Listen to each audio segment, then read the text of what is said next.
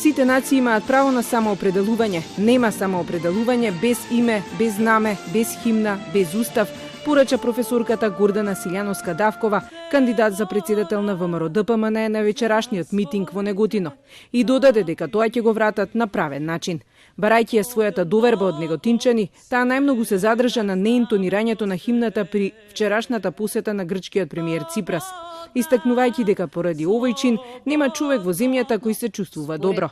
Но се е тоа поради недостиг на патриотизам кај актуелната власт, на која, како што рече, и се подсмева и самиот Ципрас.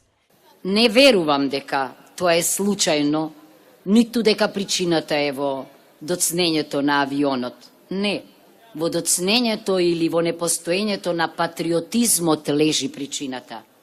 А патриот мора по дефиниција да биде некој кој извира од вас или кој води сметка за вас, за нас. Не. Тие луѓе како да се срамат од химната. Не.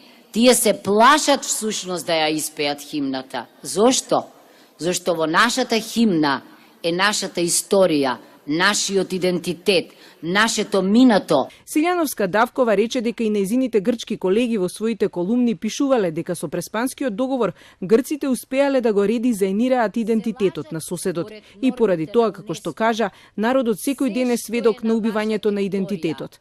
Според неа, власта не промовира никакви европски вредности, бидејќи во Европа не се оди со валкана политика со која се фалат, не се оди без владење на правото и со корупција.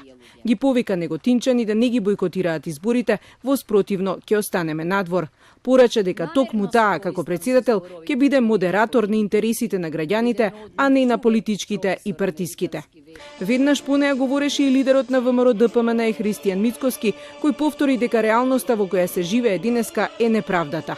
Го обвини премиерот Заев дека кога бил во опозиција ги злоупотребувал човечките судбини само за да дојде на власт, спомнувајќи го трагично загинатиот новинар Никола Младенов, за кого претходно Заев зборувал дека има докази дека бил убиен. Па велеа, овој човек не загина трагично во сообраќајна несреќа. Овој човек е убиен, ние имаме материјали и тие материјали ќе ги презентираме на македонската јавност.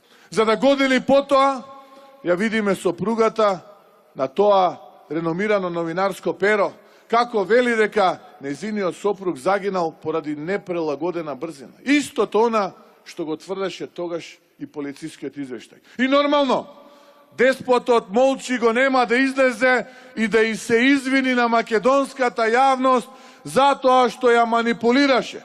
Мицкоски продолжи дека патриоти, луѓе кои погрешиле само затоа што си ја сакале собствената држава, денеска се затворени со казна затвор повеќе од 2 века, а во исто време терористи повратници од Сирија добиваат казна од 6 години.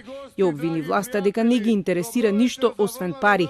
Ги повика граѓаните на поход врз сите институции за да ја вратат правдата во државата, но и да ги вратат дома сите оние кои ја напуштиле земјата.